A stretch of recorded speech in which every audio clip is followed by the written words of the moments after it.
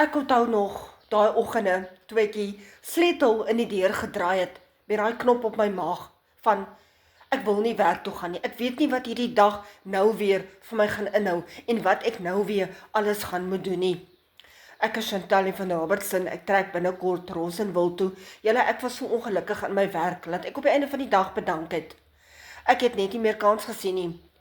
Toe gebeur die onvoorsiene. Ek het hier by my woonstel blok van die trappe afgeval en nou sit ek met doktersrekeninge wat ek sukkel om betaal te kry. Maar gelukkig het ek iets aanlyn ontdek. Aanlyn waar jy kan inkomste verdien terwyl jy by die huis is. 5 stappe 'n dag, 2 ure, jy het jou selfoon en wifi nodig. Jy leer al die tech skills wat jy nodig het.